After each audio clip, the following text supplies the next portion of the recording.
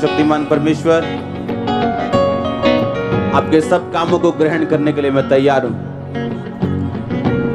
जो कुछ पवित्र आत्मा यहां पे करे, उन सब कामों को ग्रहण करने के लिए मैं तैयार हूं। मैं अपने दिल को आपके लिए खोलता हूं, ग्रहण करने योग्य बनाता हूं। आज आपकी मर्जी मेरी जिंदगी में पूरी हो।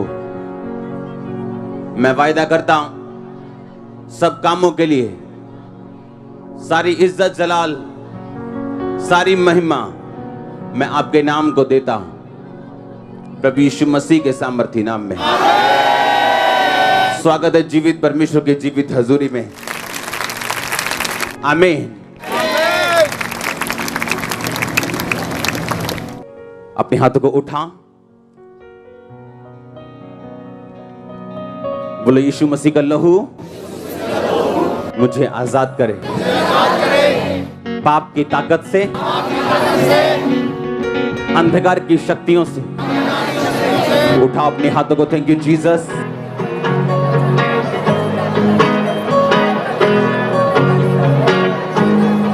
तारीफ करो सब जन, सब जन। आमीन। स्वागत है जीवित परमेश्वर के जीवित हजूरी में। हालेलुया। बैठ जाओ अपने शरीर में। तारीफ करो इस टेस्टिमनी के लिए। आमीन। अपने हाथों को उठाओ, बोलो जितना वचन आज मैं सुनूं 100 गुना फलों को लेके आऊं। अंधकार की शक्तियां इन वचनों को चुरा ना सके जो मैं सुनूं। मांगो अपने हाथों को उठा के।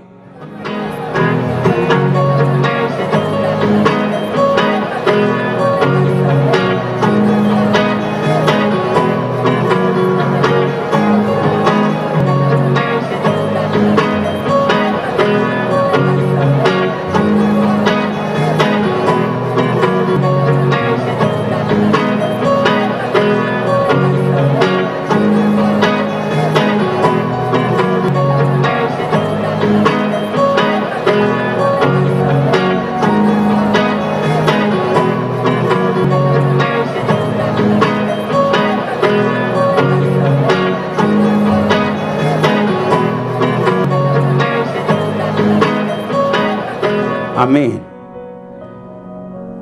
दूसरा शमूएल 8 उसकी एक आयत से मैं पढ़ूंगा।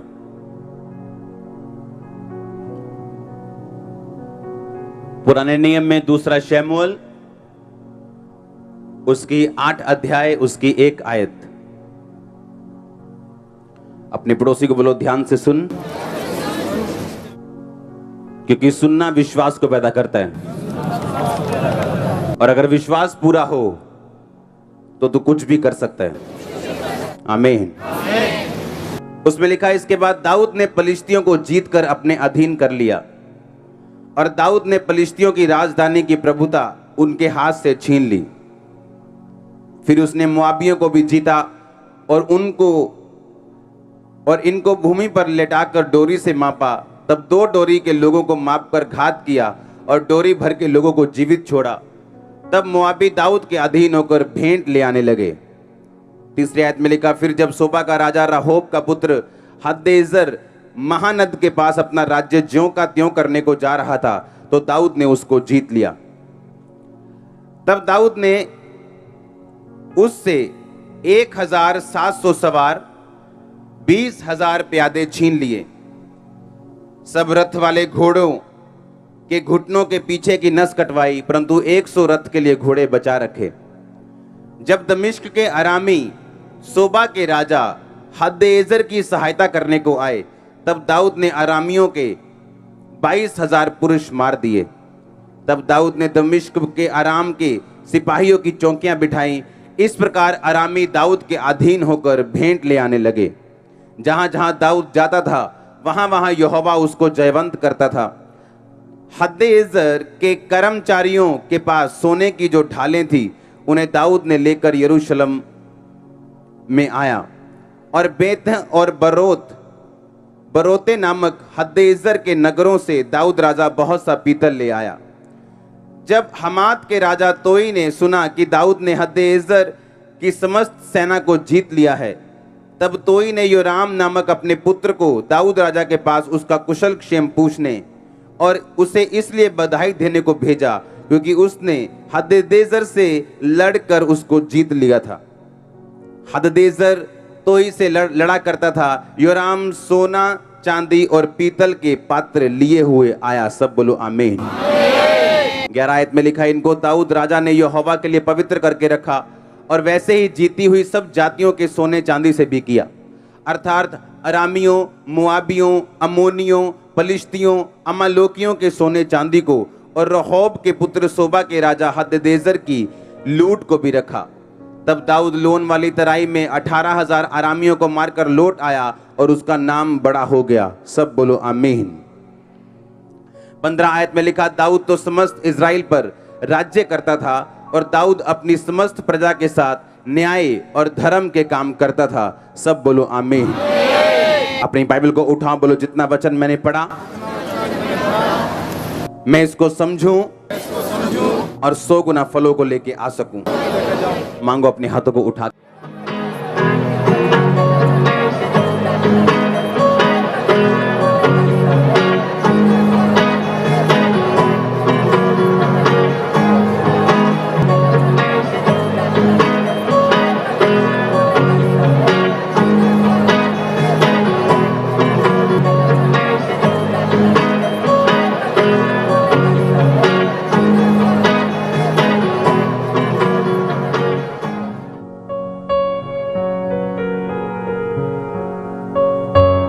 आमीन।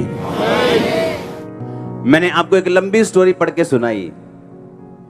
उसमें 2 बार 3 बार ये आया है कि वो भेंट लेके आने लगे और उसमें एक बार ये लाइन आई है कि उसका नाम बड़ा हो गया और उसके बाद उसमें ये लाइन आई है कि उसमें सोने, चांदी और पीतल के सब पात्र दाऊद के पास आए।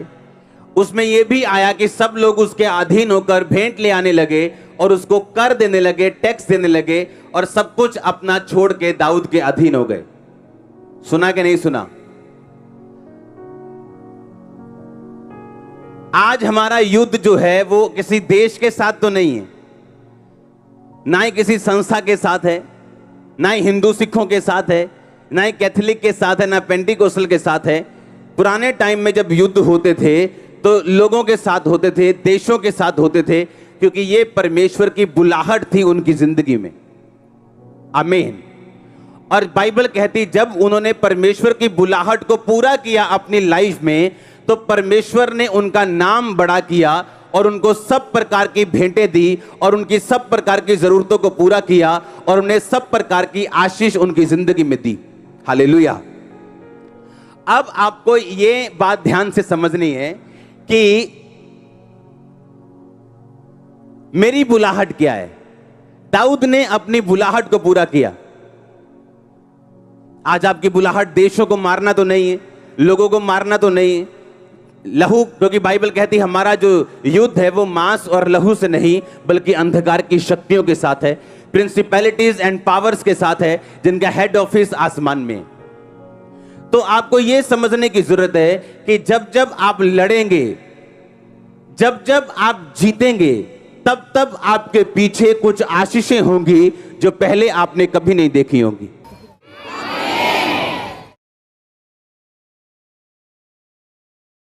हालेलुया। कितने मेरी बात को समझ रहे हैं?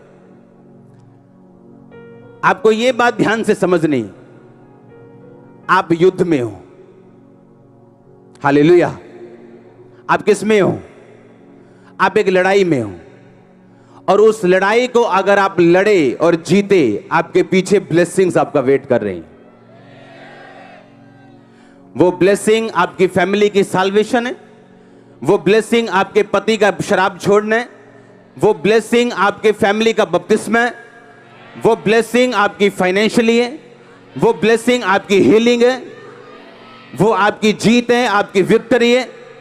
वो सब प्रकार की ब्लेसिंग्स जो परमेश्वर ने आपको देनी है, आपके लड़ने और जीतने पर निर्भर करती हैं। बहुत सारे लोग हैं जो अपनी लड़ाई को अच्छी तरह से लड़ नहीं रहे, बहुत सारे ऐसे लोग हैं जो अपनी लड़ाई को नहीं लड़ते और ना ही वो जीतते हैं और ना ही वो आशीषों को ले पाते हैं जो परमेश्वर उनको देना चाहते हैं। बाइबल कहती है जब जब दाऊद लड़ा, जब जब वो लड़ा, लोग उसके पास भेंट लेके आने लगे, फाइनेंशियली उसको बरकत मिली, और जब जब वो लड़ा उसका नाम परमेश्वर ने बड़ा किया।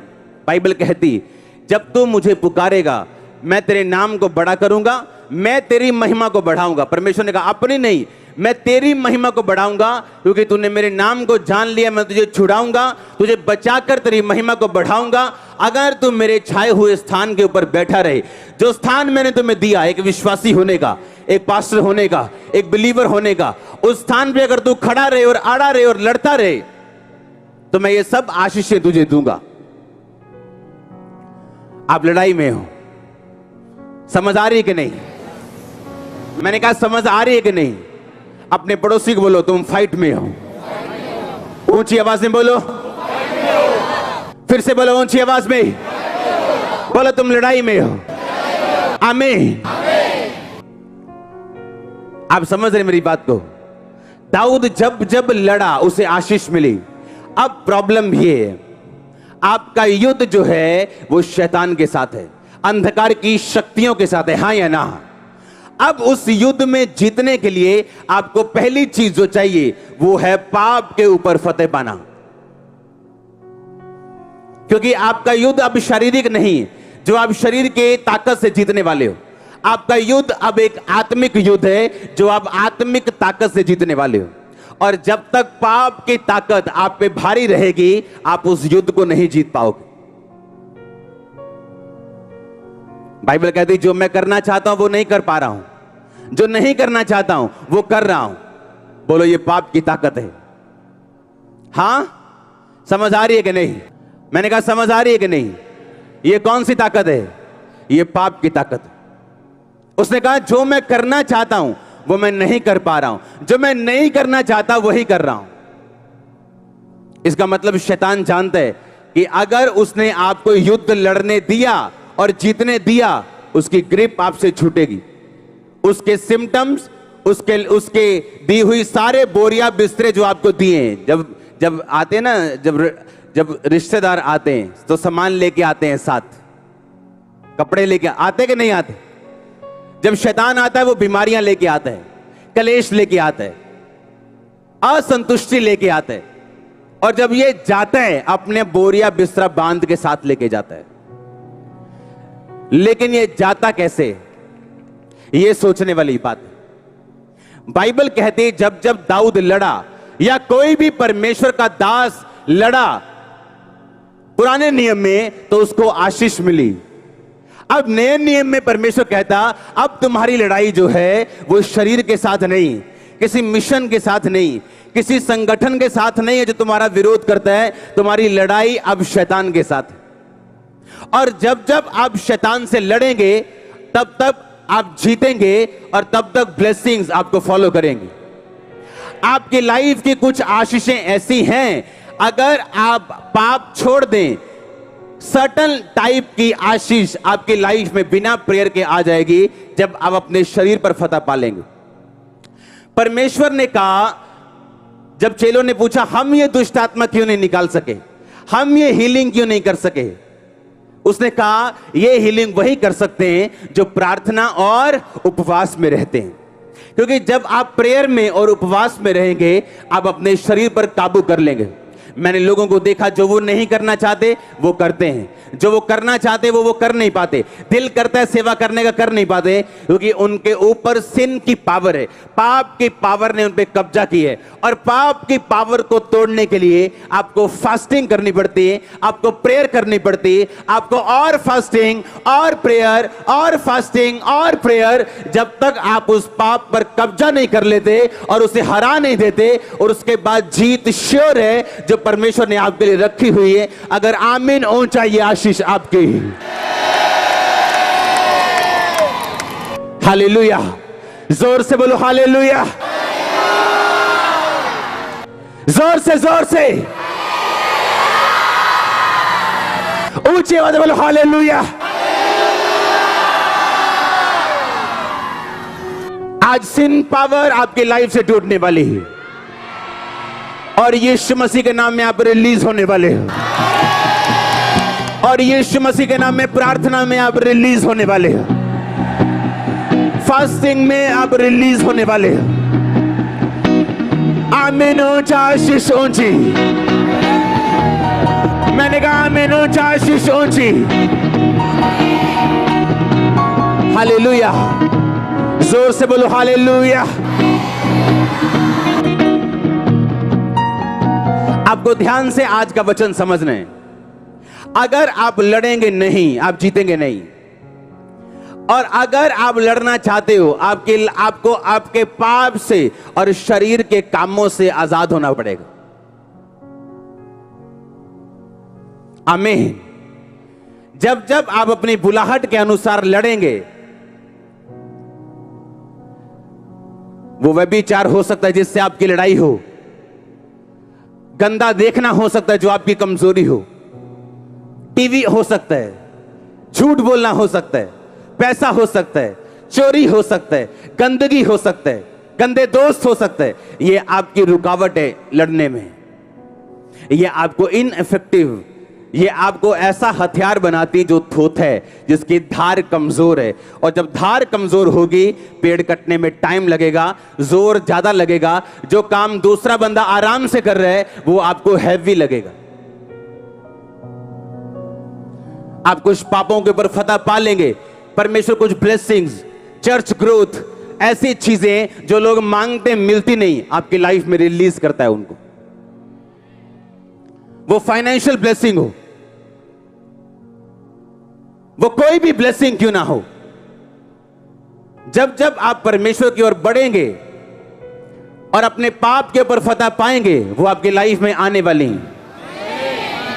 कुछ ब्लेसिंग्स ऐसी हैं, जब तक आप अपने पापों के ऊपर फतह नहीं पाते, वो आपकी लाइफ में एंटर नहीं करती। हालेलुया। जो सिन पावर है वो आपको एक्चुअल में रोकती है अगले लेवल पे जाने से। वो फाइनेंस का हो, लाइफ का हो, शांति का हो। आपके परिवार में कुछ कलेश ऐसे हैं, जब तक आप नहीं सुधरेंगे वो कभी नहीं जाएंगे। आपके फैमिली के कुछ ट्रबल ऐसे हैं, जब तक आप नहीं सुधरेंगे, आप लाख समझा के देख लो, बूढ़े बुजुर्ग समझा के देख लो, वो नहीं जाएंगे। क्योंकि ये साबित करती हैं चीजें कि हम एक लड़ाई में हैं, और ये लड़ाई आत्मिक है। हालेलुया। शैतान खराब करना चाहता है लोगों को, वो मारना चाहता है। बाइबल कहती है वो घात करने आया, नष्ट करने आया। इसलिए उसने बच्चे को पकड़ा, रबीज दी। अब वो पागल हो चुका है, कुत्तों की तरह बोलता है, कुत्तों की तरह करता है, पानी से डरता है। परमेश्वर कहता मैं आया कि तुम बहुतायत का जीवन पाओ। क्रूसेड अटेंड करते हैं, दुष्ट आत्मा जाती, घर जाता है बिल्कुल हील। एक दिन चेक करते हैं, 2 दिन चेक करते हैं, क्रूसेड पे गवाही देते हैं। आज 6 महीने बाद फिर गवाही देने आए।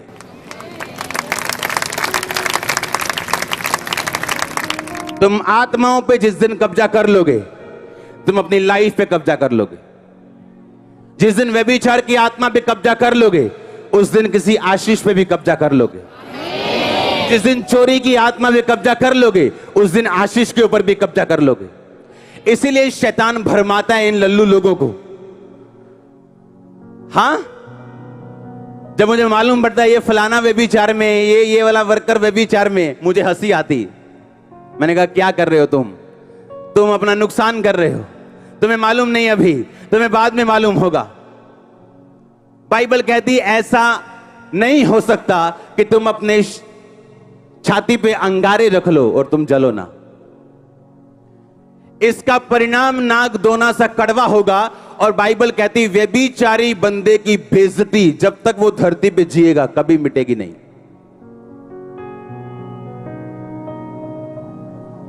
कभी नेवर। आज सैमसंग बोलो तो क्या याद आता है? व्यभिचार, दलीला आती है कि नहीं? उसके सारे अच्छे काम भूल गए, दलीला याद है। हालेलुया। जिंदगी आत्मिक है, बोलो पड़ोसी को ध्यान से कान में खोल के। आमीन।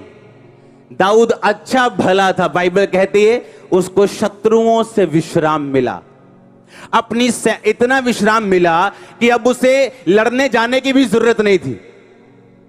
अब वो अपने लोगों को लड़ने के लिए भेजता था और उसके लोग जीत के आते थे। नहीं तो राजा के बिना जीतना बड़ा मुश्किल, राजा के पुरुषार्थ और उसके हियाव से सेना जीतती थी। अब दाऊद उस लेवल पे आ गया था कि उसे खुद जाने की जरूरत नहीं, सेना भेजता था और सेना जीत के आती थी। अपना सेनापति योआब भेजता था और वो जीत के आता था। और लिखा जब वो आराम करने लगा और अपनी छत पे टहलने लगा तो एक औरत को नंगा नहाते हुए देखा और उसको बुला के उसके साथ सोया।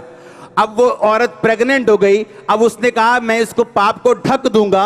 अब उसने उसके पति को बुलाया जो सेना में था, कहता जा अपनी औरत के साथ जा, सो जा, जाके जा 10 दिन इसके साथ बिता, ताकि जब वो उसके साथ सोए तो उसका नाम ना लगे कि वो प्रेग्नेंट कहां से हो गई अगर वो सोया नहीं। पर वो सोया नहीं तो उसको मरवाना पड़ा उसको। तो परमेश्वर ने बुला के बोला मैंने तुझे सारी आशीषें दी, मैं और भी तुझको बहुत कुछ देने वाला था, पर अब तूने पाप किया। अब वही तलवार जो तूने इसके पति पे चलवा के मारा है तेरे घराने पे चलाई जाएगी। उसके बाद मालूम क्या हुआ? उसके बाद दाऊद के कितने बच्चे थे, उसका अपना बेटा उसकी अपनी बेटी के ऊपर मोहित हो गया, बाइबल कहती है। उसके साथ रेप किया और उसके बाद उससे नफरत करने लगा और उसके अपने भाई ने फिर अपने भाई को मारा अपनी बहन का रेप करने के कारण। अब आप सोचो क्या प्रेयर बचा सकी उसे कि प्रभु मेरे घर में कोई अभी गुनाह ना हो, कोई परमेश्वर कलेश ना पड़े। आप कलेश नहीं रोक सकते अगर आप खुद पाप में हो तो, क्योंकि वो आत्माएं आपके घर को इफेक्ट करेंगी, आपके फाइनेंस को इफेक्ट करेंगी, आपके शरीर को इफेक्ट करेंगी। पास्टर्स लोगों को मैं बताना चाहता हूं जो ऑनलाइन है, लोगों की कंडीशन देख के कभी मत फैसला करो, कभी नहीं, कभी भी नहीं, नेवर। ऐसे लोग हैं जो मैंने गाते हुए देखे क्वायर में और आगे आगे बोलेंगे पापा जी मेरे थायराइड है, और बाद में मालूम होता है इनकी फ्रेंडशिप थी यहीं पे किसी के साथ और पापा प्रेयर कर रहे थायराइड पे। नो नो, ये वो वाला पापा नहीं। हालेलुया। जिसकी आंखें बंद हो।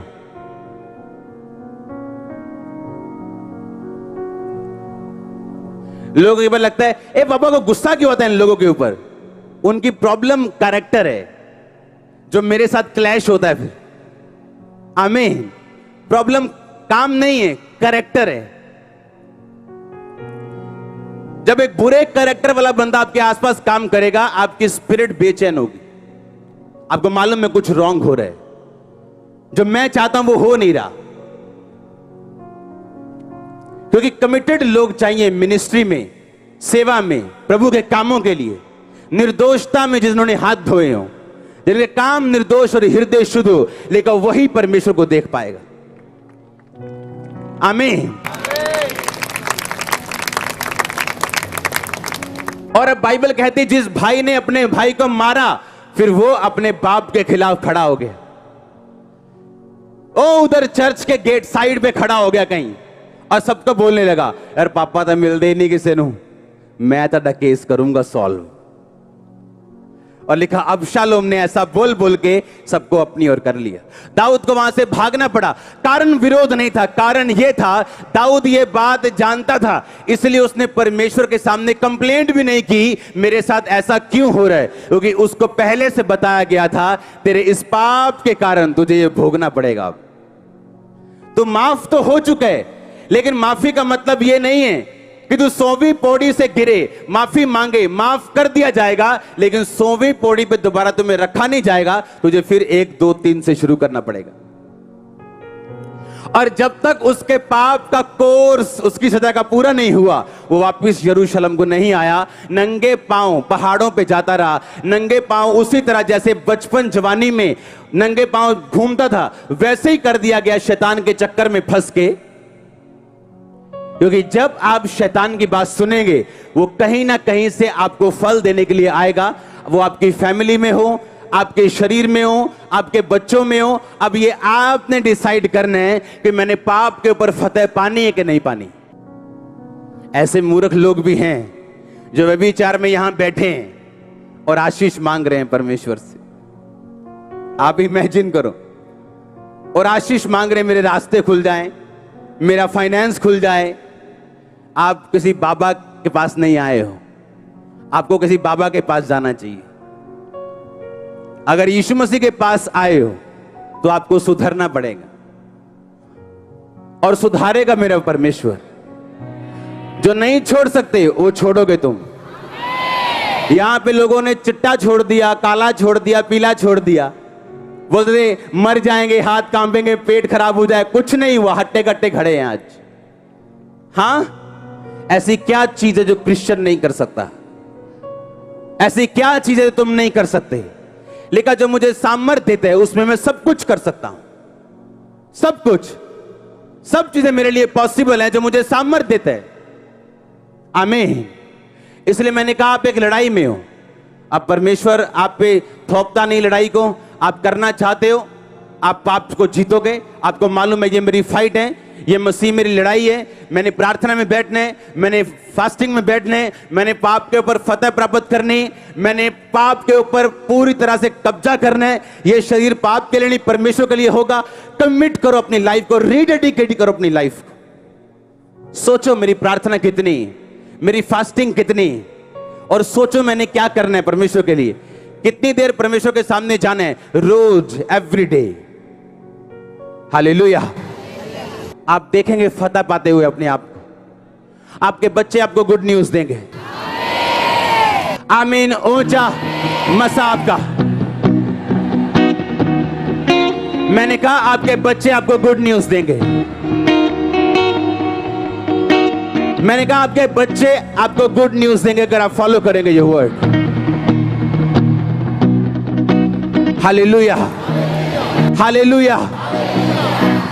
जितना आपका समर्पण उतनी आपकी आग, जितनी लकड़ी उतनी आग, जितना आपका समर्पण उतनी फायर आपकी लाइफ। जितनी फायर होगी उतना शैतान दूर रहेगा। अगर फायर 2 फुट की है तो शैतान थोड़ा सा ही दूर है, जैसे ही फायर खत्म शैतान एंटर। अगर फायर 6 फुट की है तो वो 8 फुट दूर खड़ा होगा और कोशिश करेगा आपकी फायर को बुझाने की। पर अगर आपकी फायर परमाणु बम वाली और किलोमीटर के हिसाब से लंबी, यीशु मसीह के नाम में receive fire in the name of Jesus. Catch fire, holy ghost, holy ghost, holy ghost, holy ghost, holy ghost, holy ghost, holy ghost. Receive fire, catch fire in the name of Jesus.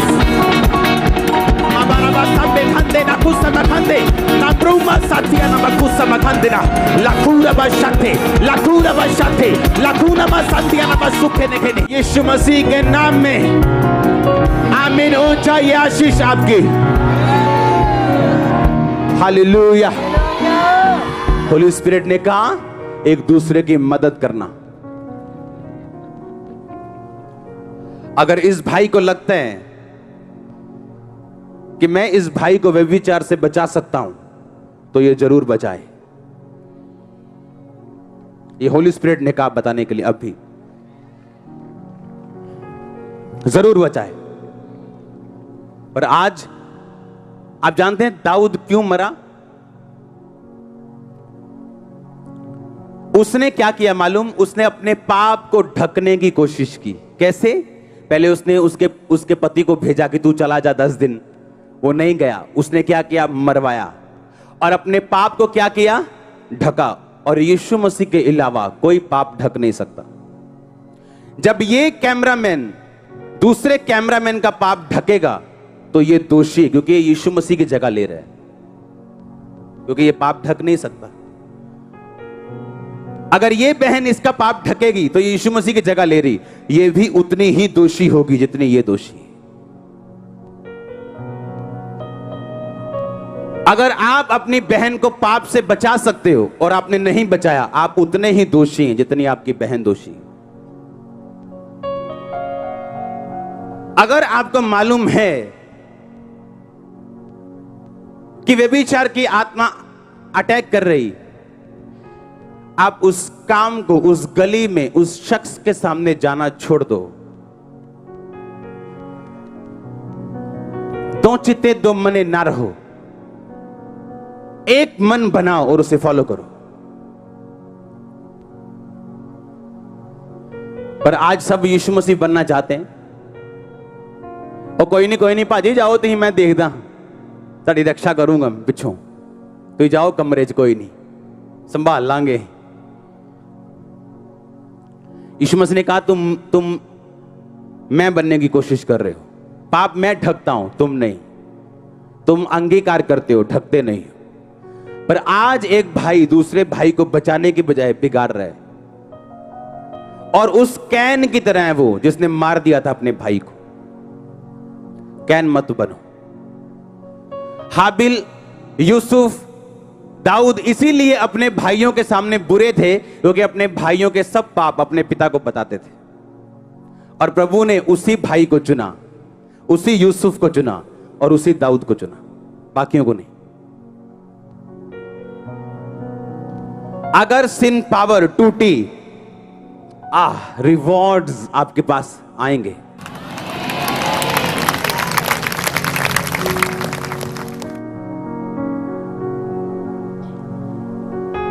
Rewards.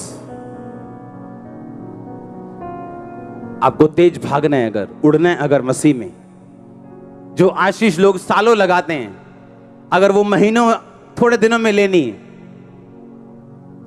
आपको एक काम करना है। आपको infallible, आपको निर्दोष, आपको अचूक होना है अपनी लाइफ में। अचूक बोलो, अचूक। और ये पॉसिबल है। आमीन। जब हम मसीह में नहीं थे ना, तो सुनते थे कि फलाने भाई ने परमेश्वर को पाने के लिए घर बार छोड़ दिया, अन्न त्याग दिया, पहाड़ों में चला गया, फलानी जगह चला गया, टेढ़ा होके भक्ति कर रहा है। और शर्म आनी चाहिए क्रिश्चियन लोगों को, शर्म से डूबना चाहिए। जीवित परमेश्वर के बारे में पता चलने के बावजूद वो कमिटमेंट अभी तक नहीं। शर्म आनी चाहिए। और ऐसे लोग जिनको परमेश्वर के बारे में पता नहीं, उनकी लाइफ ऐसी है कि कहने की बात नहीं। और क्रिश्चियन लोगों को मालूम है ये सामने कैंसर, एड्स, ये रेबीज जैसे रोग जा रहे हैं सामने मेरे, ये परमेश्वर काम कर रहा है। अभी भी सोच रहे बपतिस्मा ले लेंगे होने, तुम स्वर्ग नहीं जाओगे, कौन सा वहां पे तुम्हारी कोई स्वागत नहीं होना है। हाँ, कि भाई साहब आ रहे हैं जी, बस इसको, अरे भाई बपतिस्मा लोगे तुम बचाए जाओ। कोई वहां दूत नहीं बचाया जाएगा, तुम बचाए जाओ। परमेश्वर का कोई फायदा नुकसान नहीं है, वो अपना काम करके बैठे है स्वर्ग में, लिखा सब कुछ पूरा हुआ। अब जो बिलीव करेगा मनुष्य के पुत्र के ऊपर, यीशु मसीह के ऊपर, वो बचाया जाएगा। जो विश्वास ना करेगा वो दंड का भागी होगा। हालेलुया। आप जानते हैं आपका चर्च में आने का प्राइम पर्पस क्या है? सबसे बड़ा पर्पस सोल सेविंग। आपका सबसे बड़ा काम है दुनिया में, सोल्स बचाना, रूहें बचाना। कितने रूहों को प्रचार किया है इस महीने आपने? अच्छा ये बताओ, कितने लोग चर्च में आए हैं आपके द्वारा इस महीने?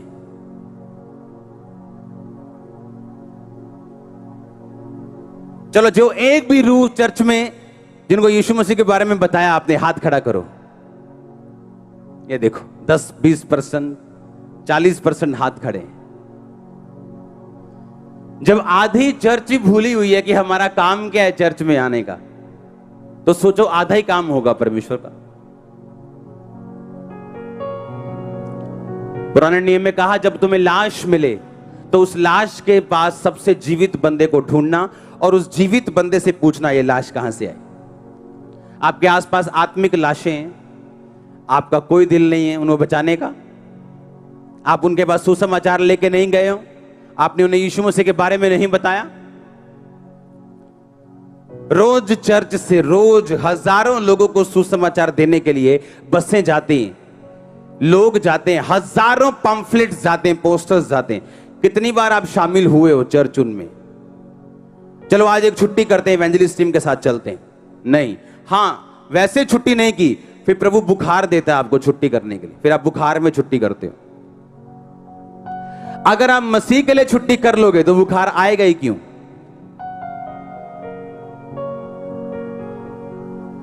अगर आप सेवा में इतने बिजी हो, परमेश्वर आपको पंगा देगा ही क्यों?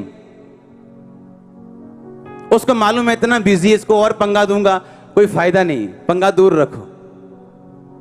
तुम्हारे पंगे ही पंगे हैं क्योंकि तुम परमेश्वर से दूर हो। हालेलुया। अपने भाई को बचाओ, अपनी बहन को बचाओ, हेल्प करो एक दूसरे की बाहर आने के लिए पाप से। हालेलुया।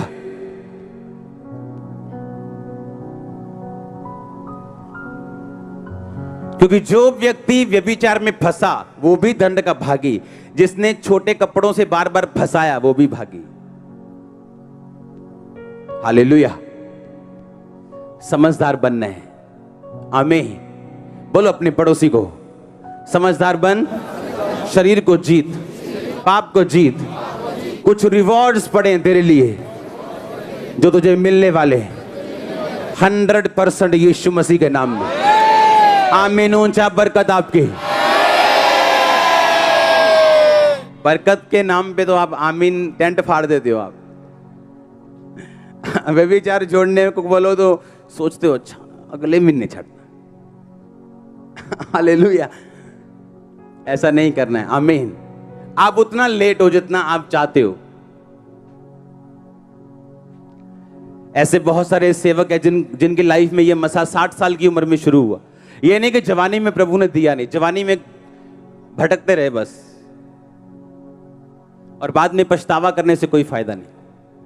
जब चिड़िया चुग गई खेत। हाँ हालेलुया।